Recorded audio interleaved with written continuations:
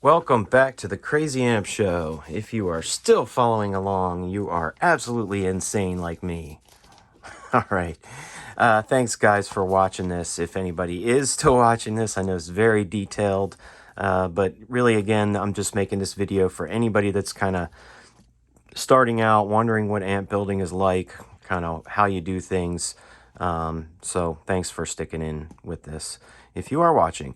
So, as you know, we just finished up building the amp, except for wiring the heaters, right? The filaments of the tubes. So that's the last piece we need to do here. I've kind of cleaned everything up. I've got all my pushback wire back there. I've got a couple things of the stranded wire, right? So this stranded wire, if you want to use this stuff, I think is, gosh, I want to get the right gauge for you guys. But it's so freaking hard to read on these sometimes. I'll see if I can look at it under a magnifying glass and tell you what the gauge is. But the reason why I have two kinds of wire is because I want to show you, if you're not using the pushback wire like I've been using here, you can use this stuff, but there's when it comes to the heaters, there's kind of a different approach I take depending on what kind of wire I have. Slightly different approach, and I'll show you what that is.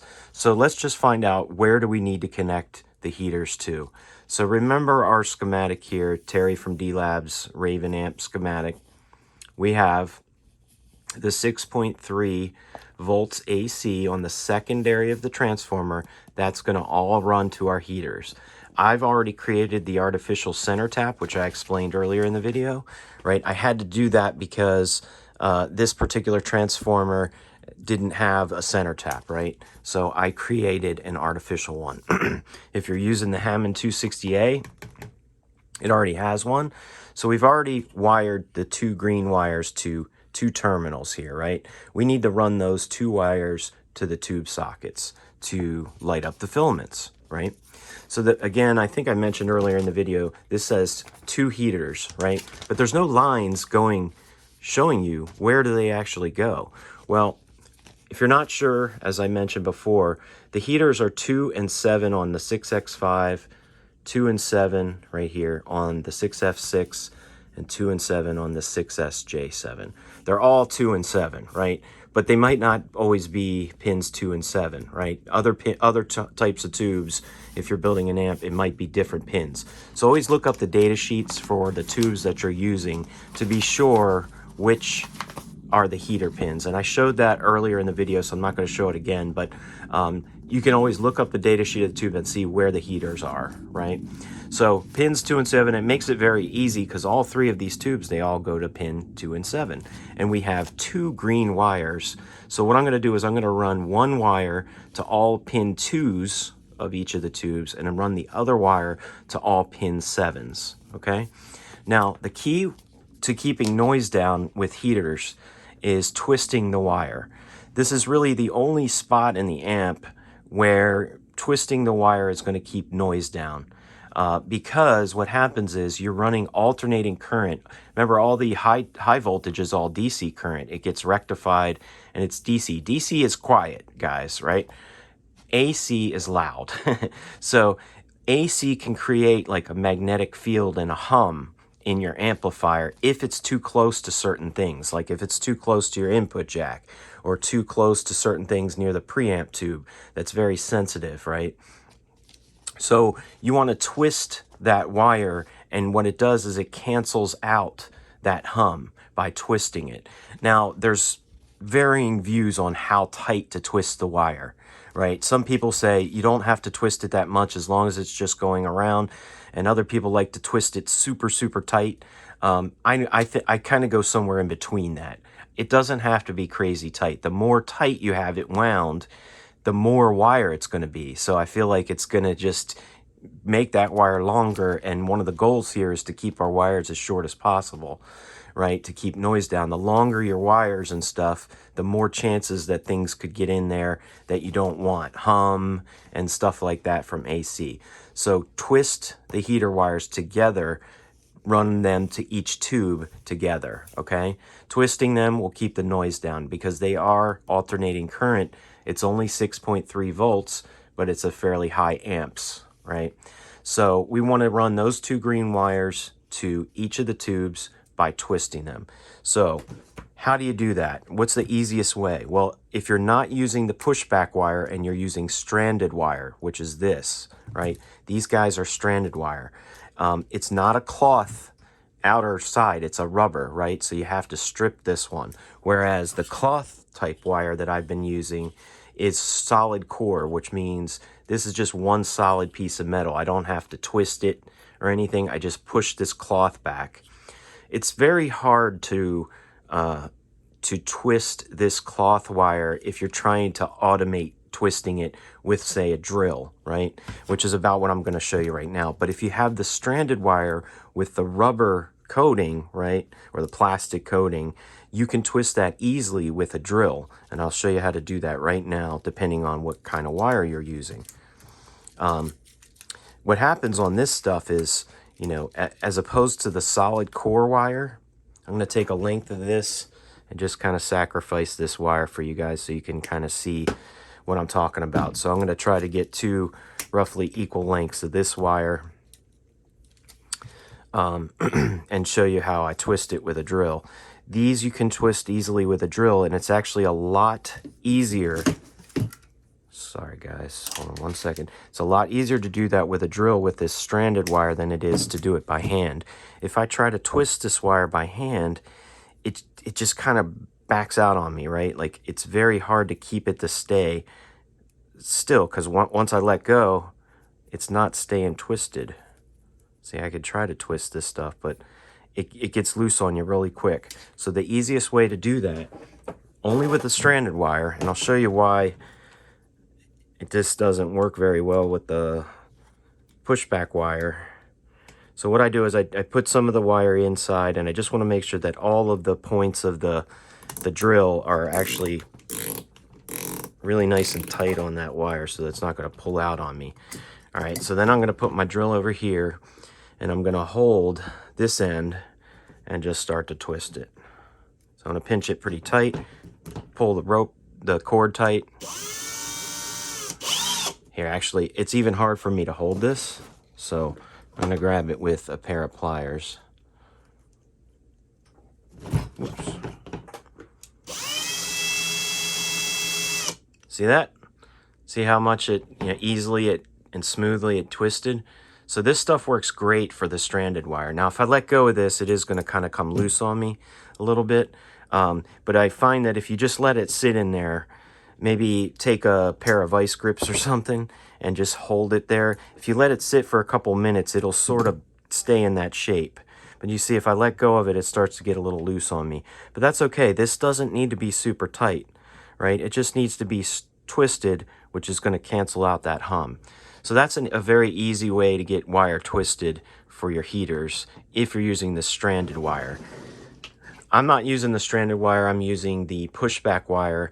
And the reason why I like to use that, especially on the heaters, is because remember I talked about this cloth pushback wire. You can bend it into place and it'll stay, right? I can bend that into different shapes and it'll stay. And what I want to do is I want to put my heater wires, people do these differently, right? So I'm just going to show you how I'm doing it. I like to put my wires kind of like the way Fender did, where they're up above the chassis and they're kind of floating on top of the tubes. And that way it keeps it further away from all these components that are further down against near the chassis, right? So I'm almost going to create like a little bridge that bridges over top of each tube. And what it's doing is keeping that AC away from all the other components and reduces the chance of noise. There's plenty of other good ways to do this. Some people like to kind of twist them and then go behind the actual tubes and underneath. As long as it's far away from stuff, that can work as well. There's lots of videos on wiring heaters. So I recommend you check some of those out because there are different ways to do it. I'm just going to show you how I'm doing it in a small build like this and a very simple way. So I'm going to use the pushback wire. And again, if you try to use the drill to twist the pushback wire, you're going to have it's going to turn out really, really ugly, and it's not going to twist very well because this is cloth and it's not as smooth as this sort of rubber plastic coated wire, and it will not twist very well. It'll just bunch up and bind up if you try to put this stuff in a drill. So I do that by hand, and it's pretty easy. So I'm gonna show that right now. Let's see, I'm gonna choose for my heater wires. Now remember, they're both green here, but I'm actually gonna make them two separate colors because I wanna run one wire to all pin 2s and run another color to all pin 7s. It'll be easy for me to see the difference between the two wires. So I'll use brown and orange just because I've got a lot left of brown and orange and not as much left of some of the other colors. Plus I haven't used much brown and orange in this build, so if any. So I need to get a length of cord, twisted cord for the heaters. So usually what I like to do, because you're going to twist it up, it's actually going to get a little shorter on you. So I like to make sure I kind of get enough here. So I'm going to I need to run a little bit here, a little bit here, a little bit there. I'm going to try to make it almost double what I think I need, just because once I start twisting this, it's going to shorten up on me a bit. Okay, and if I don't cut enough, that's fine. I'll just cut another, I'll just make another piece. So I have a piece about this long. It's basically almost double what I think I need, right? And I basically start like this. I just kind of straighten the wires out a little bit, and I twist one over like that, and then I just keep twisting. And I'm just doing this lightly. I'm almost creating like a Y shape with the wires and putting my hand in the middle. And I'm just letting it just sort of fall over itself, not forcing it. And you'll see that the twists are not super, super tight, right? But they're also not like dangling and really loose either. So I just keep twisting this. You could put this end in like a vise just to hold it in place and do it that way. But I find that the best way is just kind of just keep going like this. Keep your hand in the center. And it only takes a minute or two. I mean, even if you were wiring up 8 tubes with heater wire, it's only going to take you a couple minutes to do this and prepare your wire. But it's worth it. Okay, so again, I'm not trying to squeeze this and get it as tight as I possibly can. I'm just kind of lightly twisting, and if I don't get it perfect, it's totally fine. It's not going to affect the amp. Okay, so I've got my piece. I just did that in like less than a minute, and there's my piece of stranded wire. Now again, this is the pushback stuff, so doing it by hand is way better than trying to throw it in a drill. But if you use this, definitely use the drill, because it will keep things nice and smooth on you, right? And if I clamp that and I sort of hold this, if I were to put this in like a vise or a vise grips or something, just let it sit there for a minute, it'll start to develop a memory of how much it's twisted, and it won't loosen up as much on you, right? So we have our wire. We need to wire this to the tube sockets. And the first place this needs to land is right where we put our 2 green taps coming out of the transformer, the 6.3 volt taps, which are these 2 terminals right here. So what I'm going to do is I'm going to attach one wire to one terminal and one to the other, and then we're going to start running them to the tubes. Okay, in interest of time, I've already soldered these heater wires to the lugs where the 2 green ones are. So they're soldered in place, and now I need to start running them to the tubes.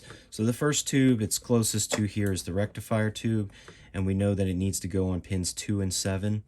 So I'm going to go ahead and run this wire over here to these tubes, and then I'm going to run the rest of the heater wires to the rest of the tubes, right?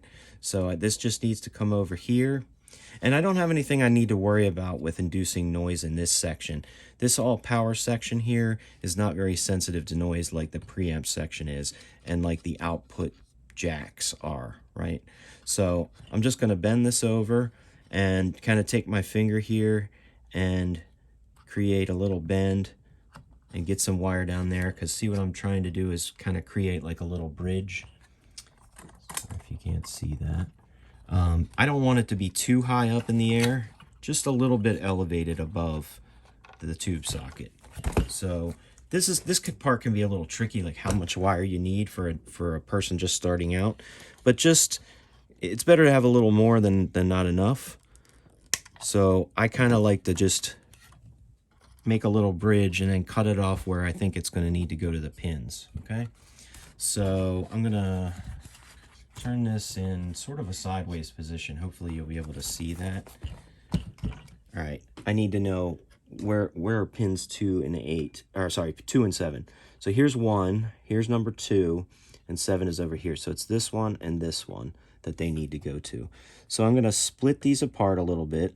And this is another reason why I like working with the stranded wire, solid core pushback wire, is I would have to strip these if I was using the, hold on a second, if I was using this stuff. Every single connection I'm making, I would have to get a pair of strippers in there and get everything stripped off. Whereas here, I can just push it back, just take a pair of pliers. It saves so much time and aggravation, and this stuff will stand up on you. You know, it's easy to stand it up above the tubes so that it has some elevation away from things. Okay, so it doesn't matter which one I'm connecting to which socket at this point. So I'm just going to pick one, and wherever pin 7 is, okay, if I make that the orange wire, I'm just going to make sure that when I run the next orange wire to the next tube, since all these are going 2 and 7, 2 and 7, 2 and 7, I just want to make sure orange always goes to 7 and brown always goes to 2. And the reason for that is in some amps, it's good practice to do that. You don't have to do it that way, but certain amps like Fenders have a, what do they call it? A hum balance pot, right? And all that hum balance does is kind of adjust the voltage between the two of these leads to reduce hum. In most cases, it's probably going to be the exact same voltage on each line, roughly 3.15 volts or something, right? Because it's going to equal 6.3 total. So I just want to bend these and get the leads in there. And this takes a little bit of time here, but like I said, it's kind of worth bending them over if you can. All right, now I'm not going to solder it yet because I'd need to put another wire on here to go over to this tube. So this is where it gets into, sort of dual connections here, right? I'm going to connect both of these wires to extend them to the next tube. Now I could go from here to this one, and that would be fine. Matter of fact, maybe I don't know. I'm just gonna bridge it straight across. But I could go from here to here as well, okay? It's about the same exact distance, so I'm not worried about it. I've already soldered these in place. I don't want to unsolder them. So I take and push back a little bit of wire, and I'm just going to bend them out a little bit because it'll just make it easier to sort of insert into those areas. So I'm going to make sure that the brown, the nice thing with these tube sockets is it has 2 holes. So I've actually connected the first wire to the bottom 2 holes, and then I'm going to connect this one to the top 2. And it just gives me enough room, I'm not squeezing things in, and trying to jam stuff all into the same spot, right? Save me some space. Okay. All right, so I'm twisting these because they're going to make a nice solid connection. And at this point, I can go ahead and solder them into place. So I've got pin 2 with the brown wires.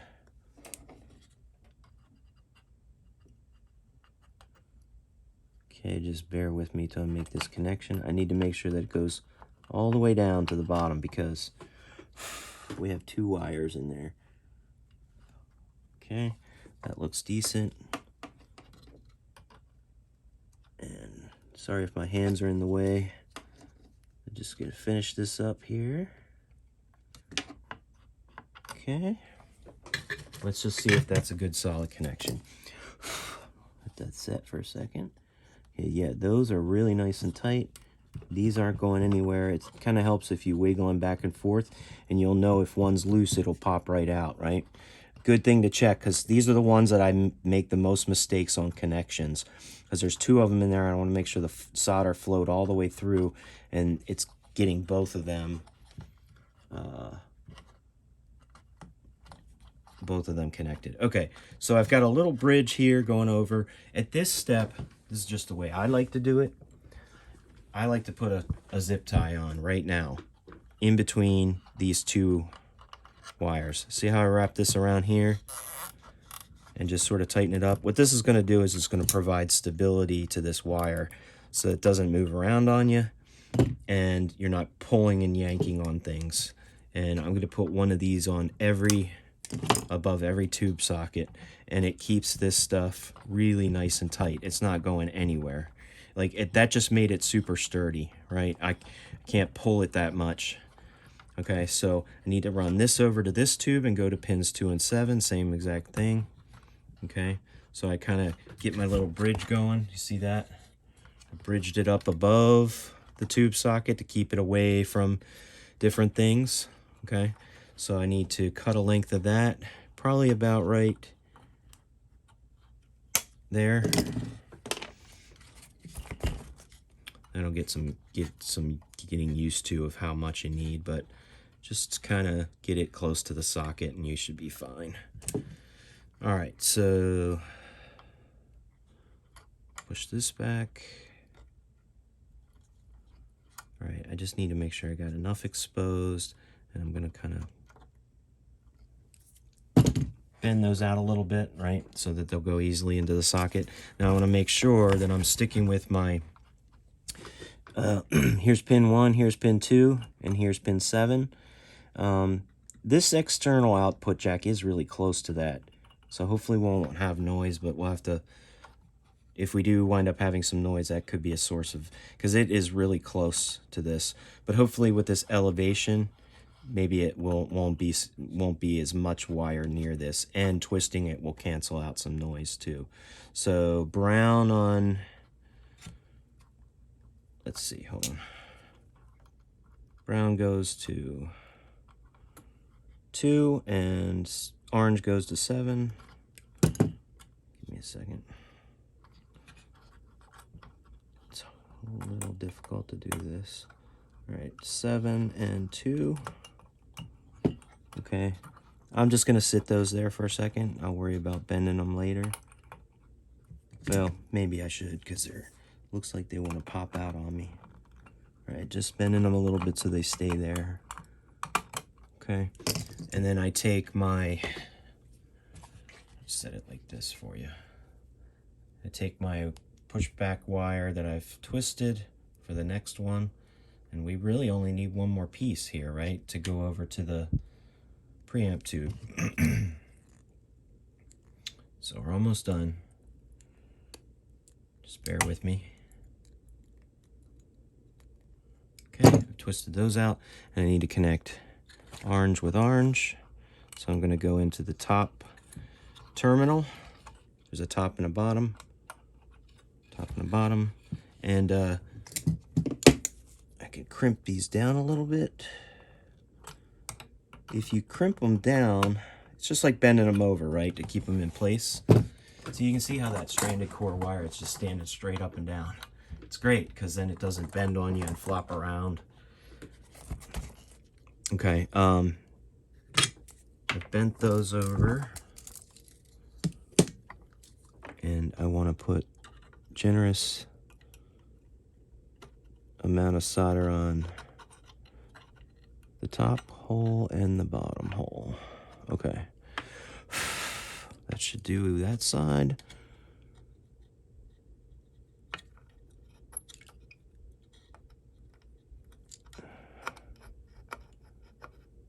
Make sure I get that side. I can't really see that side, so I don't know if I got it good enough.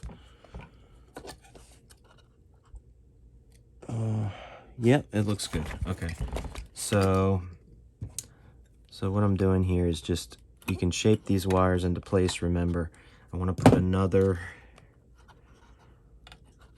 bend this over, and I'm going to put another zip tie on right there, and that'll hold that connection in place and secure it, keep it from moving on you. Okay, so see how I'm doing that? I'm just wrapping around these two where I made this connection. Okay, helps sometimes to get them tight. Just pull it out with a pair of pliers. All right, so that's good. And you can see how stable this little bridge has become. It's not going anywhere. I mean, I can barely move it. So it's going to keep things from getting loose on you and having cracked solder connections. So one more connection to make right here. So I need to cut a length about there. Okay. Push back a little bit, expose the wire, push back, oops, expose the wire, and again I need brown on this side and orange on that side. Let me see if I can do it like this. So pin 2 and pin 7. Let me just make sure I got the right ones. 1, 2. That's 8, 7. Yes. If you're not sure, always check. Okay, I'm bending those leads over. I'm just bending them down so that they touch against the tube socket there, right? So they're flat with the tube socket. It'll just be an easier connection than if they were sticking straight out of the terminal there. Sometimes I kind of wiggle the soldering iron around in a circular motion, and it just spreads that solder out, right?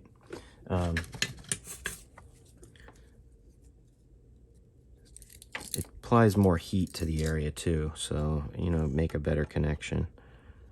Okay, so get a bunch of solder. Whoops, I think I'm burning up that cap because I can't see what I'm doing.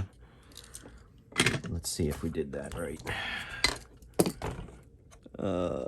Yeah, that's a good solid connection. Okay, so we've got everything connected, and I'm gonna just sort of straighten up my lines. Okay, so you can sort of see what we've done here. So we have like a little bridge now going from our heaters over to here, over to this one on the heaters, and that one on the heaters. And that is it, my friends. We are getting very close to startup.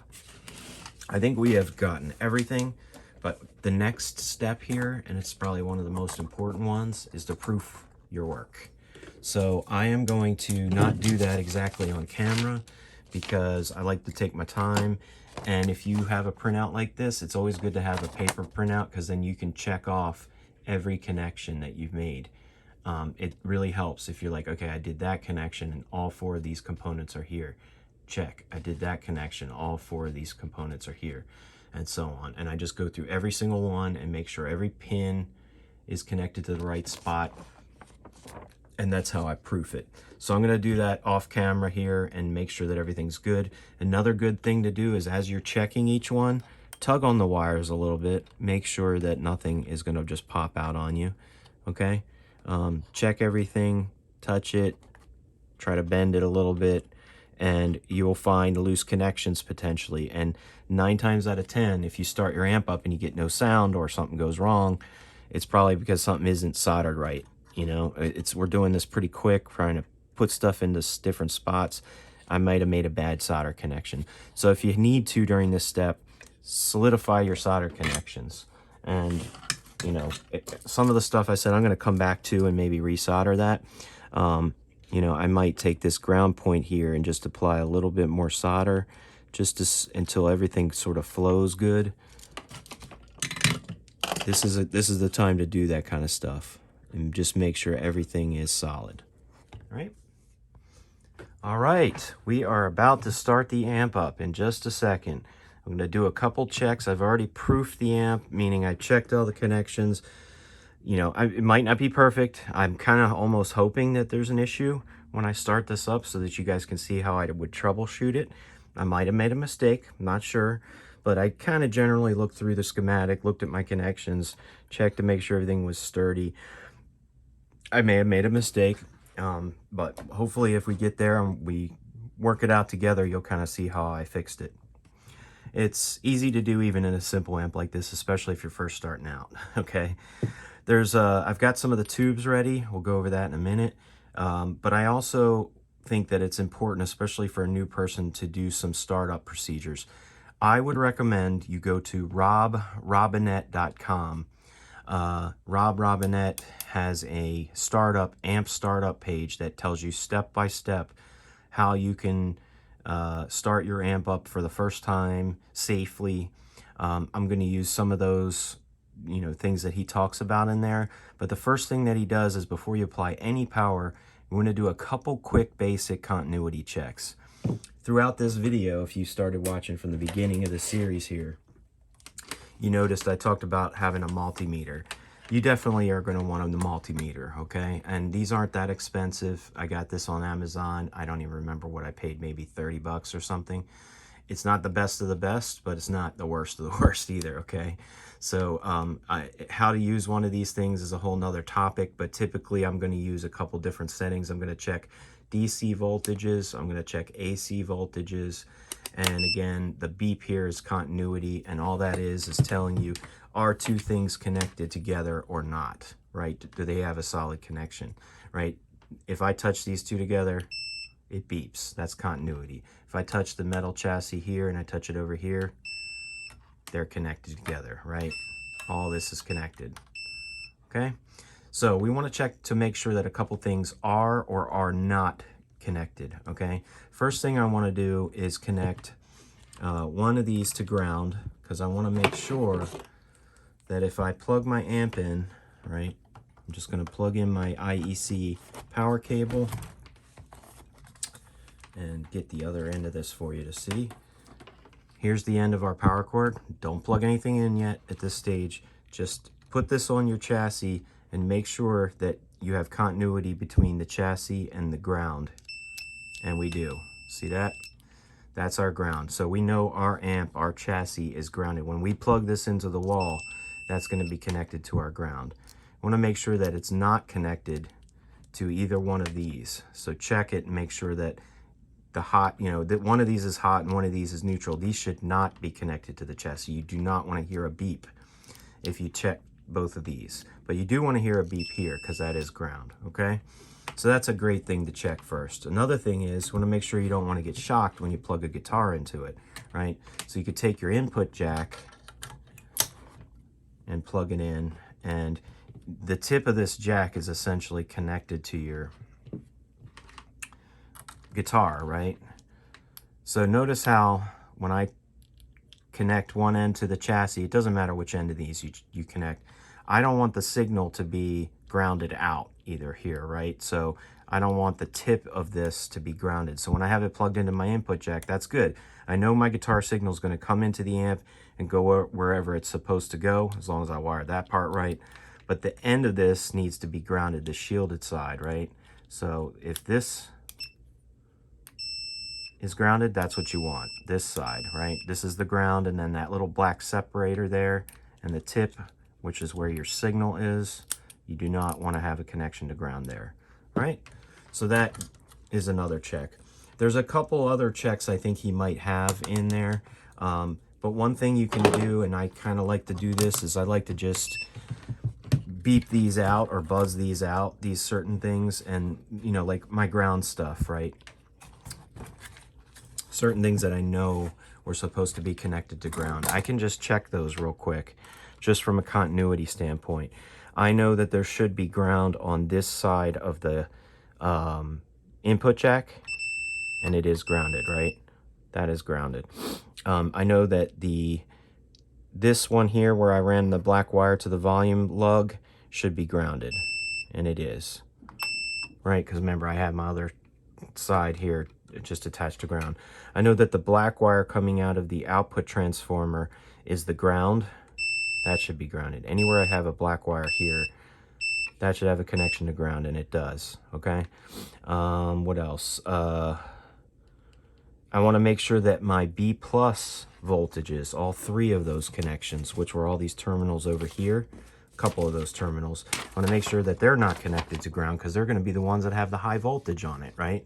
So I want to make sure that my B plus, that does not have ground. That is not grounded out, and that's what we want, right? This one here is B plus 2. That is not grounded. I'm not getting any beeps. B plus 3, I'm not getting any beeps, okay? So they're just little things that you can check. This one here is supposed to go to ground. Is that lug grounded? Yep, it is. So that's good. This over here should be grounded. That's good. This is not. This is not. Right? It's not going to go through the resistor. So that's good. So just a couple checks like that to see, the stuff that needs to go to ground is going to ground, and the stuff that needs to not be grounded is definitely not grounding out, right? So I can kind of check some of that stuff ahead of time. Remember, you're not going to get a continuity check between a resistor, right? So if I went here on this side of the resistor and then here on the other side, it's not going to beep unless it's a super, super low value resistor. It's not going to go through there, right? But, you know, here to here, it's going to go on one side, right? This continuity is not going to go through one. So if you're checking, like, does this connect to this, because there's a resistor connected between there, it's not going to beep on you because that signal's not going to go through the resistor itself. So just keep that in mind when you're checking these things. All right, so I feel pretty good that the amp is pretty safe, but I also have a couple other pieces of equipment that I use that I think is really important, especially for a newer person. I don't want to just plug this right into the wall. It's not a safe way to do it, because I might have made a mistake, right? I might have made something, a mistake. So I have a couple pieces of equipment I'm going to bring out right now to show you what I use for amp startup.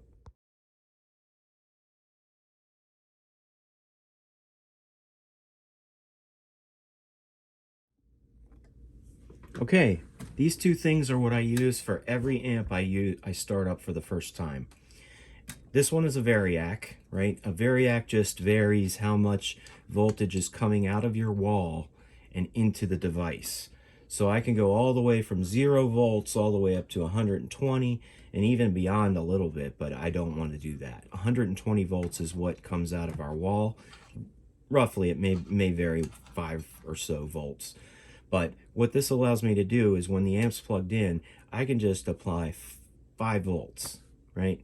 I can apply maybe 10 volts and just make sure I'm not seeing any sparks or anything weird like that. Nothing going on, no smoke, right? And we can slowly bring this thing up to the proper voltage.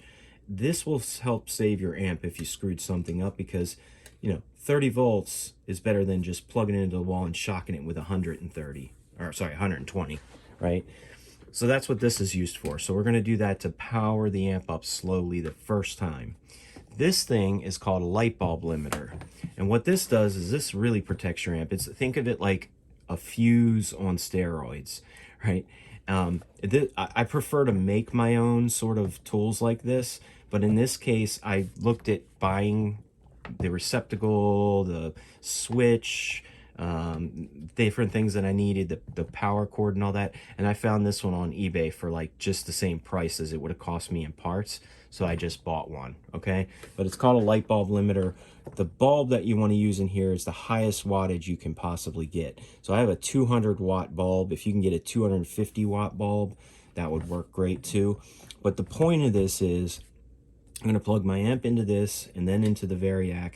This thing will light up really bright if there's a dead short in the amp, and protect your amp from something going on with, you know, something getting damaged, okay?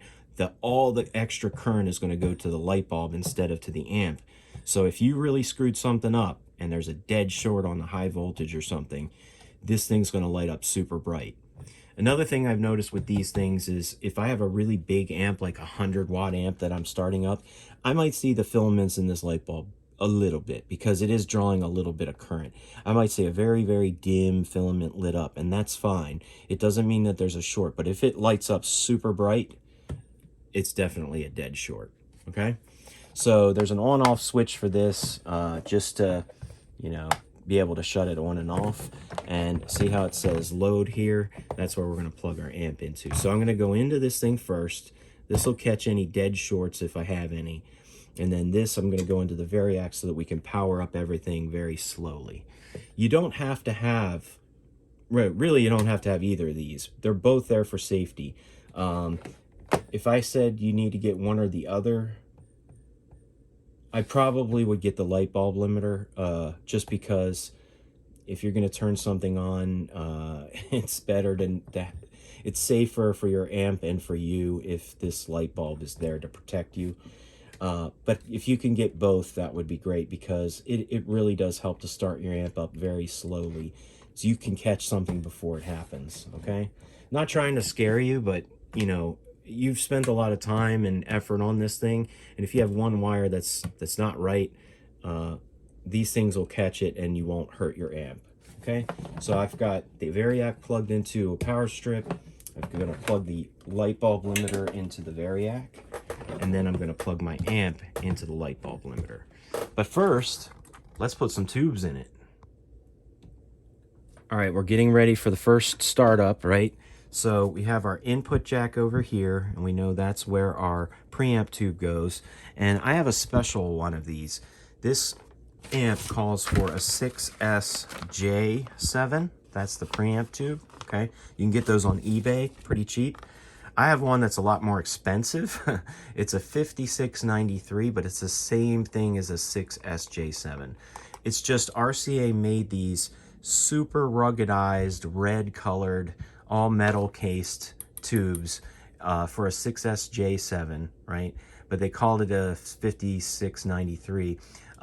It's really neat because, you know, you'll usually see the black ones of these, or you might see them in a glass envelope. But I think these just look really cool.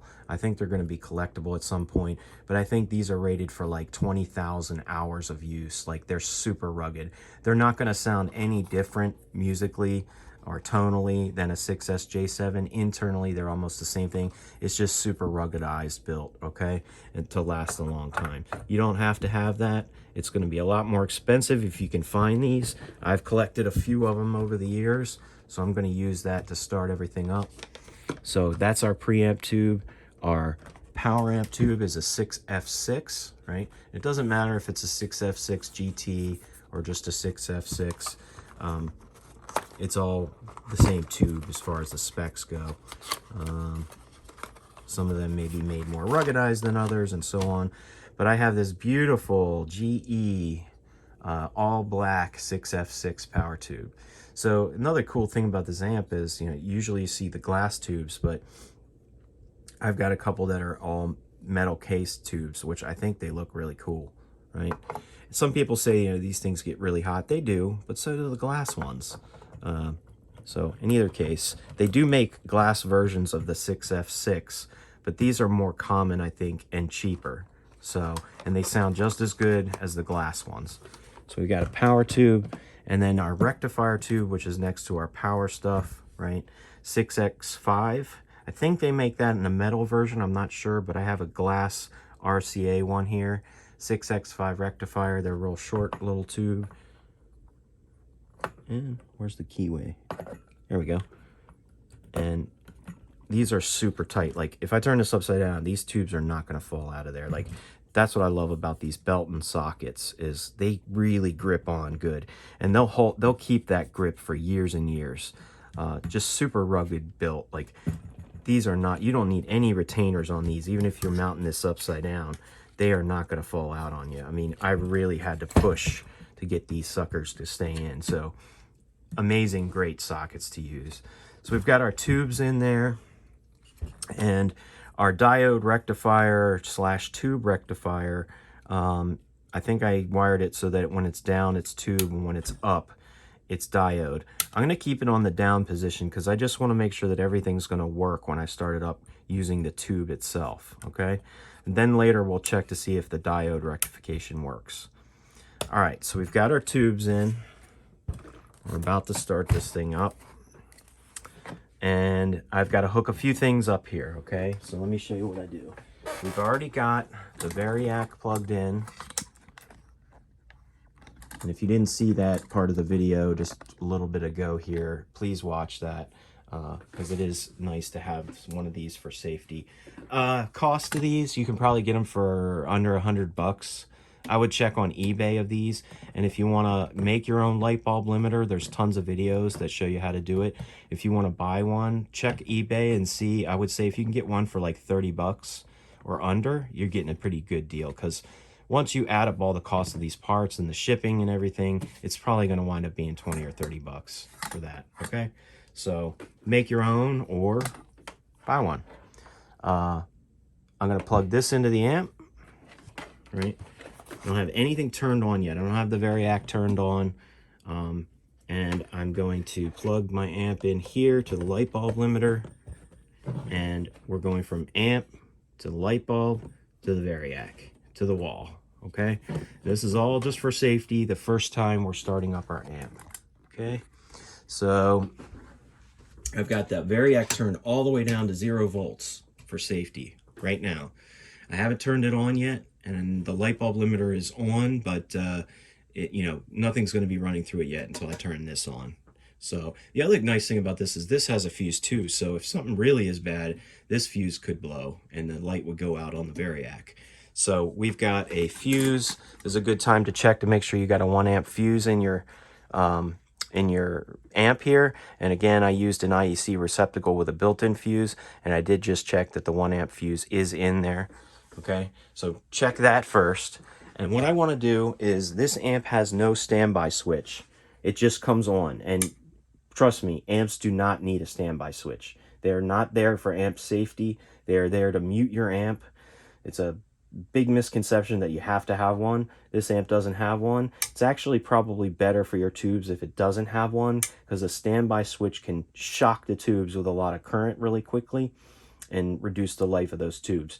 So in some cases, it's better not to have one. But this is our on-off switch, right? We made our tone knob over here our on-off switch. When I turn that on, it clicks on. I want to put that in the on position, and I'm just going to turn the tone all the way up. I'm going to take the volume knob and make sure that it's all the way down first, and then maybe put it up like halfway-ish, okay? Just so that when signal starts coming in through the amp, as the voltage increases, I want to be able to hear that. I want to make sure that something's coming out, okay?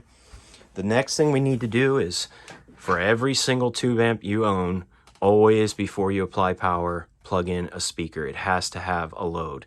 This transformer is an 8 ohm load, so we have a main speaker jack and an external, so I need to plug a speaker or some type of a load into this. We could plug a dummy load in. Another thing you might notice is I'm not using an oscilloscope for this. You see some people using oscilloscopes. I'm just want to show this that you don't have to have an oscilloscope. Those can be hundreds of dollars. They are nice to have for troubleshooting amps. It is a good thing to have in your shop if you're going to be doing this a lot, but you don't need one for this, okay? We just need our safety stuff, and that's kind of what I wanted to show, that bare essentials of making an amp is you don't have to have an oscilloscope right away, okay? So let me get a speaker cable and hook that up. Pause this. All right, I've plugged in a speaker. I have a 4x12 8 ohm speaker cabinet. Any speaker will do as long as it's 8 ohms. If you have a 16 ohm speaker and you're using this transformer, that's okay. A 16 ohm speaker would be fine with an 8 ohm. Just a 4 ohm speaker is not enough for this particular amp. This output transformer is looking for 8 ohms on the secondary side, right? So if you can match it to 8 ohms, great. But if you only have a 16 ohm speaker, that'll work as well. It's kind of called a safe mismatch. Something for another topic in another video, but that would be okay. Just don't use a 4 ohm speaker. Make sure that's connected. So I've got everything there. The only thing I don't have connected is a guitar. And I kind of like to do that now just because if I do start to get a signal coming through, I'll be able to hear something, right? So I'm going to plug in a guitar. Notice I'm not going to use a pedal board or anything like that, because I'm going to reduce the chances of some other thing not being connected and thinking it's a problem with the amp. So I'm going to plug the guitar straight in to the input jack, okay? I kind of want to stabilize this a little better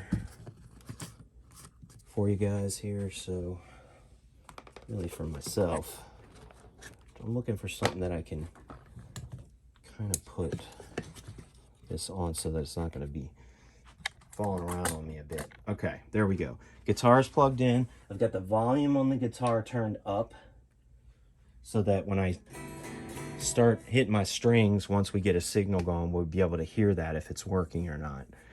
Okay, the next thing I do before I apply the power is get my multimeter ready.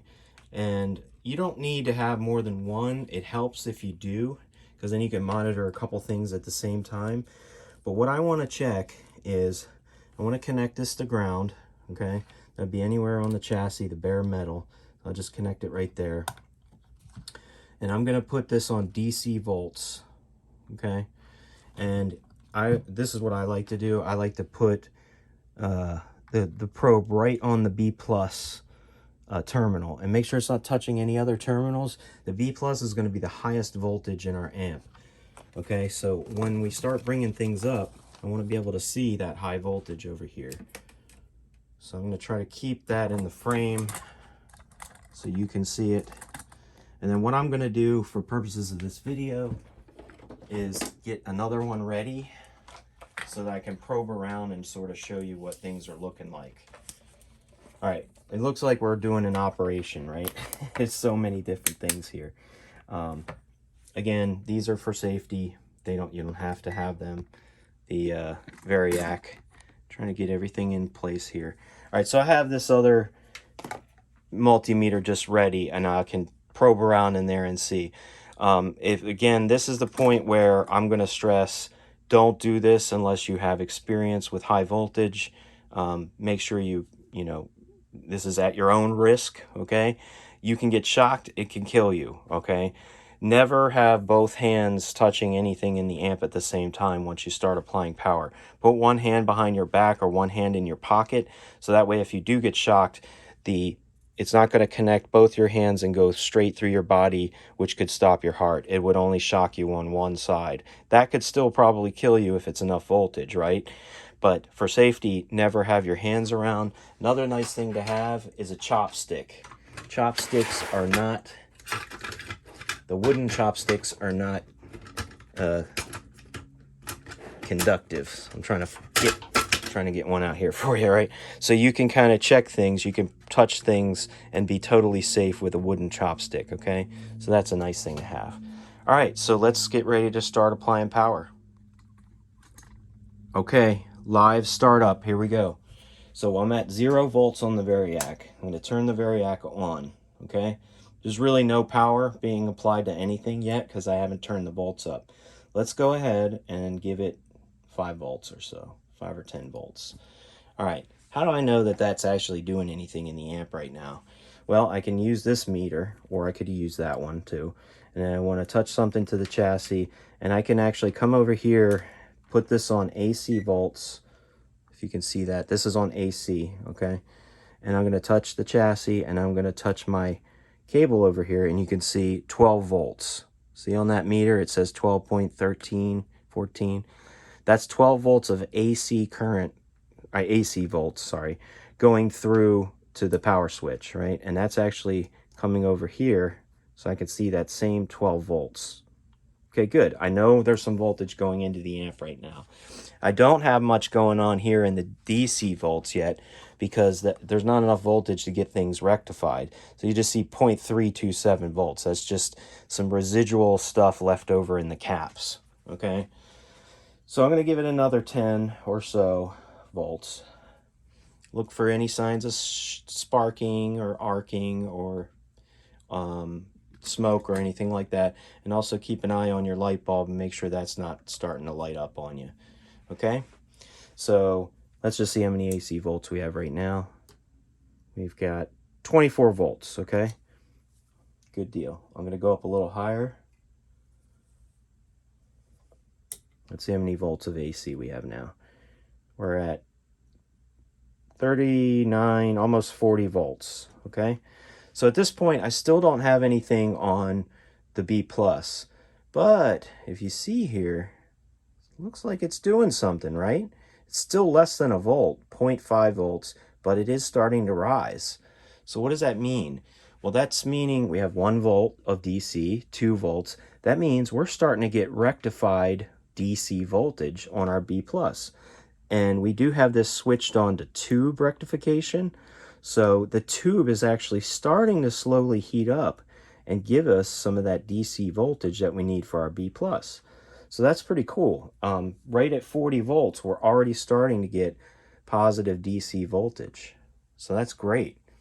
We know our rectifier tube is starting to work. And one thing we can check here is I have this meter on AC. We know that these heaters are actually AC, and when the amp is up to full voltage, it should show 6.3 volts for the heaters total. So if I check one side, it should be like 3.15.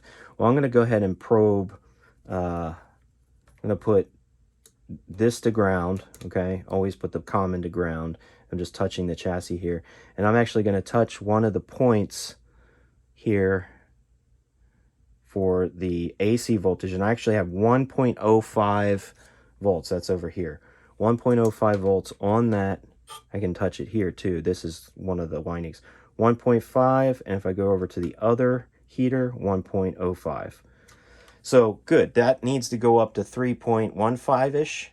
But that's good. I'm only at 40 volts on the Variac. I don't have the light bulb lighting up, so there's no dead shorts. And I've already got 30 volts of DC. I'm feeling good about it. I can start kind of going up. I'm not seeing any shocks or smoke or anything. So I'm feeling good about it. I'm going to go up to about 50 or so volts of AC. And as I do that, you can see this starting to climb too. Now this B+ voltage, once we get this amp up to 120 volts of AC going in, Terry said on the diagram that we should have about 250 volts on the B+. So it says 250 volts DC. Okay, so we want to be somewhere around that range. If it's a little more, a little less, it's going to be fine. But once we get this all the way up, I turn the Variac all the way up, we should be getting that. All right, so I've got 80 volts, right? I'm just going to hit my guitar strings and see if I hear anything yet. Look at that. Look at that. It is amplifying our sound already just at 50 volts. Now, not all amps at 50 volts are going to make sound just yet. Not until you get up to maybe 70, 80, 90 volts. But in this circuit, it is producing sound. So that is a great sign. So that's our guitar being amplified. Let's just check our volume. Look at that. So I got the volume all the way up. It's very low right now because it's not a lot of voltage, but let's see if our tone is working. Let's turn that tone all the way down. Yep, very dull. And very bright. Yay, our amp is working. We're not out of the woods yet, right? But we know that we're getting a signal, we're getting sound, there's no smoke, there's no sparks. I'm seeing what I like to see on the meters. I know that we have 84 volts of DC right now on our B+. That's awesome. The fact that we have sound and there's no crazy noise or buzzing or anything like that is a great sign at this point. So I want to start bringing up the Variac a little bit more. So I'm going to go up another 10 or so volts. And you can see our DC climbing. Remember, we're going to try to target somewhere around 250 once we get it all the way up. But I'm at like, let's see what AC voltage I'm actually at. I've still got this meter on AC. I'm going to touch the chassis and touch the AC terminal here on the receptacle. I'm almost at 70 volts from the Variac right now. Still don't have anything lighting up in our light bulb, and that's great. We don't want to see that light up really super bright. If there's a little filament you see, that's okay. But I'm going to go up a little more. See where we're at now. AC volts is, we're almost at 90 volts. So right now we've got some high voltage, right? We've got 167 volts of DC. We've got sound. I'm going to actually turn that volume back just a little. This is about a 3-watt amp, so not super loud, but when you have it hooked up to a big 4x12 cabinet, it's actually pretty freaking loud. when it's all the way up. All right, I feel good about that. Another reason to use a variac and bring this stuff up slowly is our filter caps over there, right, which is filtering all that high voltage. It's good to start them up slowly the first time.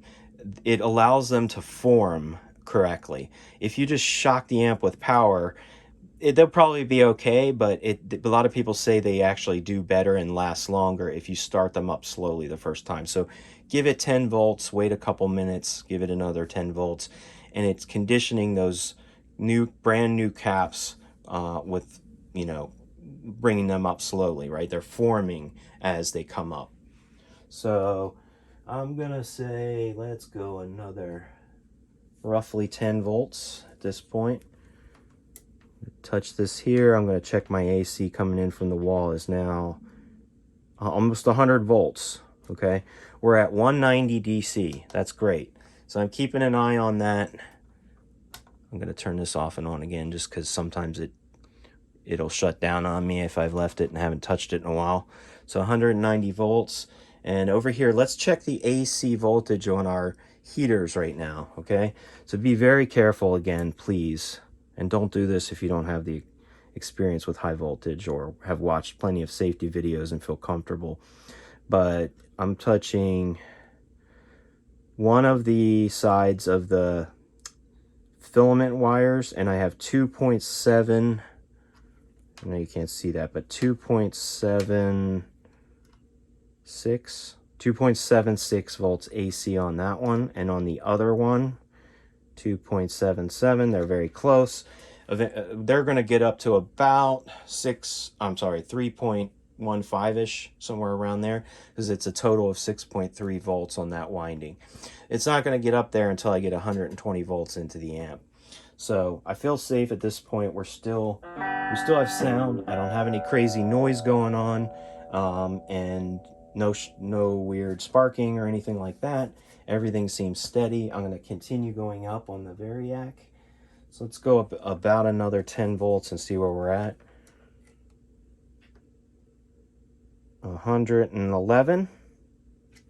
And I feel pretty good about it, so I'm going to go ahead and go up until I get to about 120.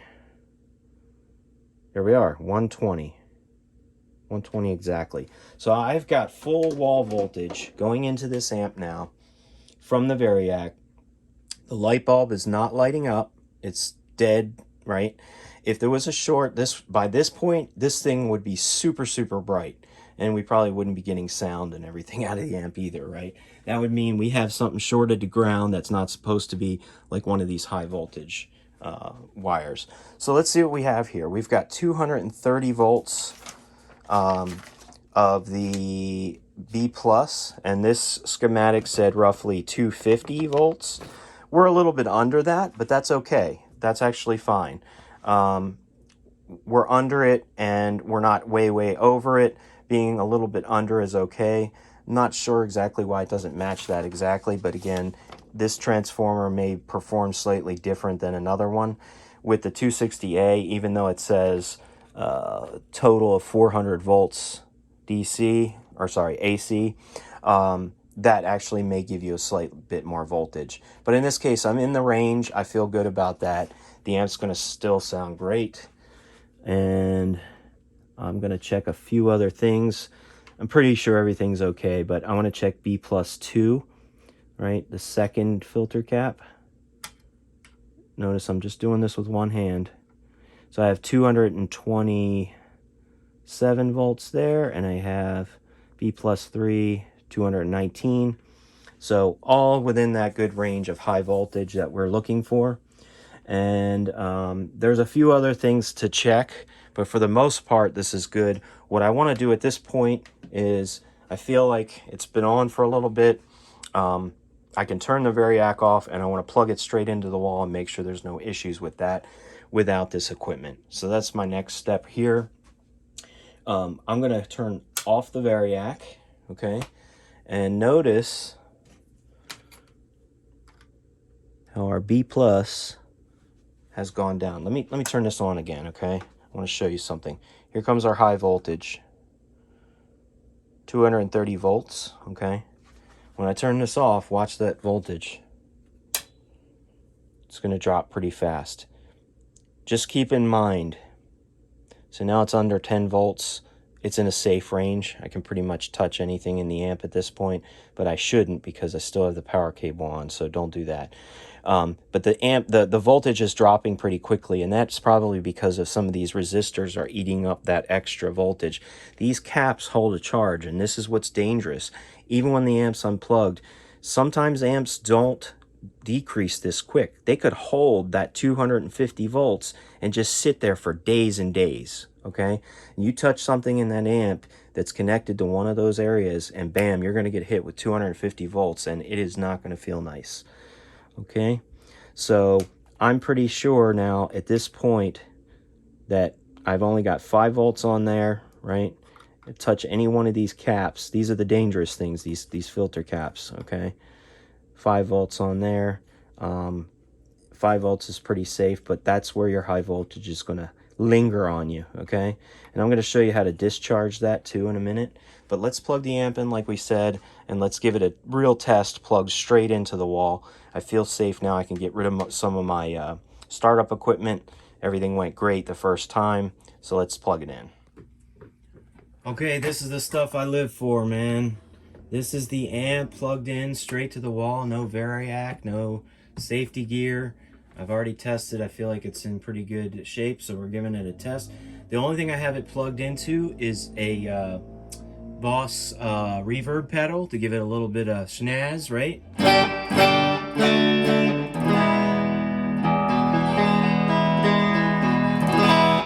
Got a Fender Strat I'm playing. Sorry, that's not quite in the video here, but here's our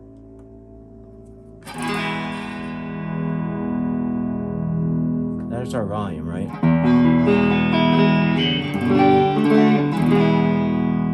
It's our volume, and our tone is over here, right?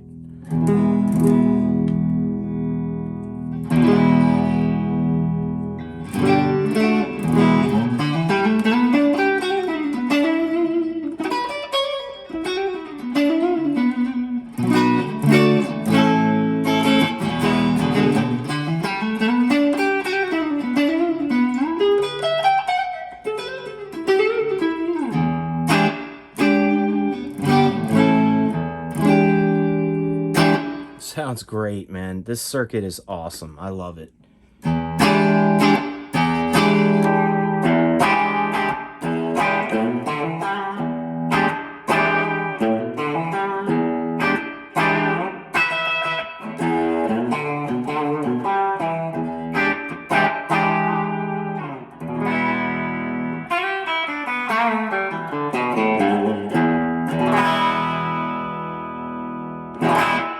What we haven't tried yet is our tube diode rectification switch. So let's make sure that works. Right now it's on the tube rectification. Shouldn't notice any difference just by switching it, but voltage is going to increase. We're going to get a little more punch out of it.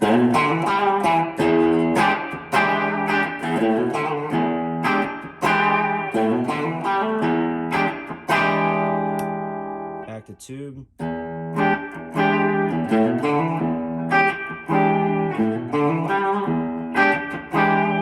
Alright, so I want to show you the difference in voltage between the diode and the tube rectifier with the multimeter so that you can see that there is a difference.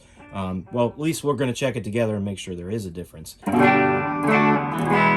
Usually tube rectifier is slightly lower voltage of DC that it's applying the rest of the amp, whereas the diode rectifier should be a little bit hotter, and it give you a little bit more quicker response and more sag with the tube, right?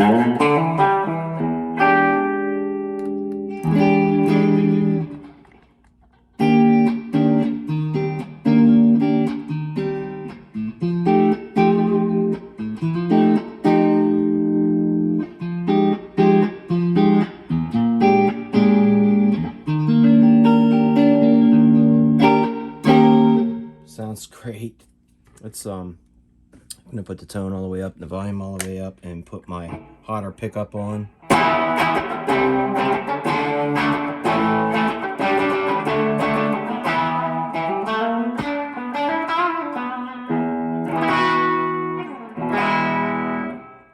amp all the way up.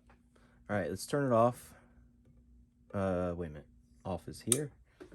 And let's check that voltage on that diode. Okay, so we're checking the tube versus diode rectification. To make sure it's on tube right now, I'm going to turn the amp on. Let it get warmed up a second. That won't take long because the tubes are pretty hot still. And I'm going to put my multimeter on DC volts. See if I can put this here so you can see it. Okay, that's pretty good. I'm going to connect one end to ground anywhere there's a good solid ground connection to the chassis. And I'm going to put this very carefully on our B+. Okay, our B+ was that first 47 UF filter cap right here. And make sure that's not going to fall off on me. There's that 230 volts we saw, right? So it should be on, if I wired this switch correctly, that should be the tube rectification. When we switch it to diode, that increases. Look at that. It's almost at our 250 volts exactly. Look at that. Terry said 250 volts DC.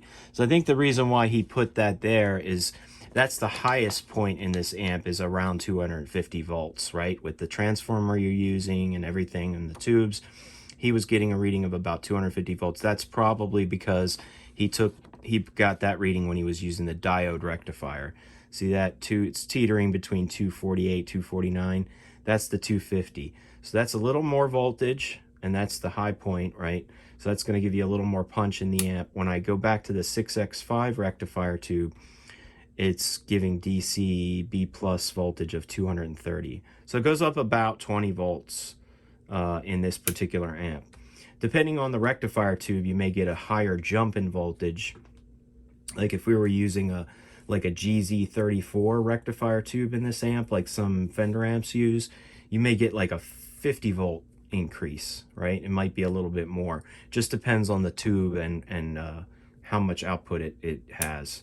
So you can see that voltage changing.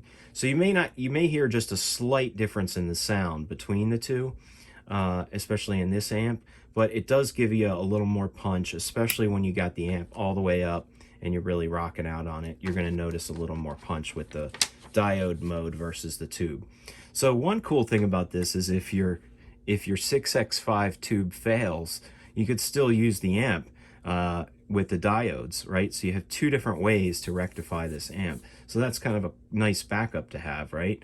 If you're like, okay, I need to order another 6X5 tube because, you know, something went wrong with that tube and it's not working when I have it switched to tube mode, but I can still use the amp on diode mode. So that's kind of a nice feature, right? So that's our amp. I'm trying to think of anything else I can add to this video. But that's pretty much it for as far as the building and starting up of an amp directly from a schematic. So I hope you guys found this useful.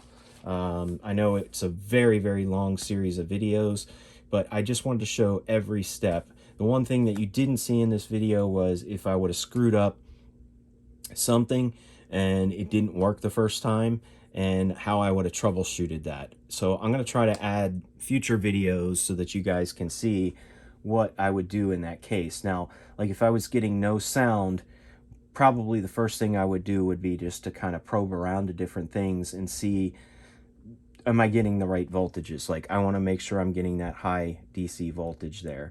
I want to make sure that my other B+ values are also high voltage, 246, 237, and over here where it comes over to this 237, right? That's high voltage to the preamp tube, and so on. We didn't talk about checking the bias in this particular amp. This is a fixed bias amp.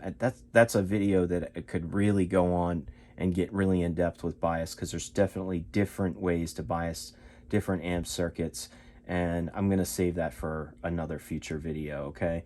But the fact that right here we're getting 19 volts on this, which is going to ground, this is kind of what's biasing this tube, right?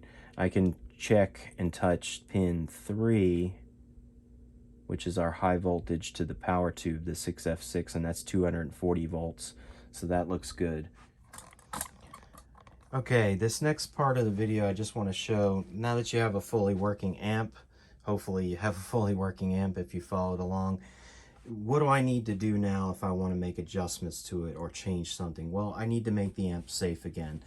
There's tons of videos about this, and I encouraged everybody at the beginning of this video series to check out those safety videos for amps and stuff and how to safely discharge the remaining voltage that might be sitting on these caps. So I'm going to kind of just show you how I do it real quick. There's many ways you can do it, but you want to basically take any voltage that's sitting on these caps and discharge them to ground, okay?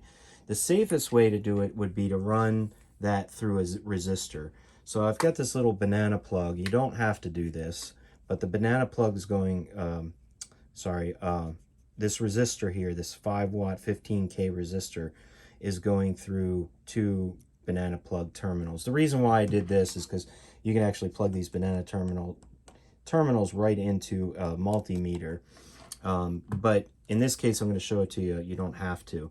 You just need to connect one end of a resistor to one wire and the other end to another wire, right? So that's all this is. It's just one wire. We're going to go through the resistor, okay? So what I'll do is I'll take one side. Notice how we have 8 volts right now. It's not enough to hurt us, right? It's like a 9-volt battery, but there's 8 volts on that B+, and I don't even have the plug in the amp, right? So let's say this was 80 volts. That could hurt you, right? So we need to discharge it. So I'm going to attach the ground, or one of these wires, it doesn't matter, from the resistor to ground. So let me just make sure I have a good solid ground connection, right? And I'm going to take, just with one hand, take the other one and connect it anywhere where the B+ is. So I have my multimeter on that B+ shunt, and I'm going to touch it to it and watch that voltage drop. 3, 2, 1, 0.3, 0.2, 0.1, and now it is safe. Notice how it says 100 here, but that's just millivolts, right? That's less than a volt.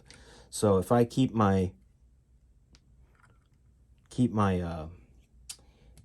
this on there, it's now discharged to even lower. It'll eventually get to completely to 0. The reason why you want to have a resistor is because if I just take and with no resistor and take one wire to that B+ and put it on ground, you might get a shock, not a shock, but a spark, right? It might go zap, right? Especially if there's a high voltage.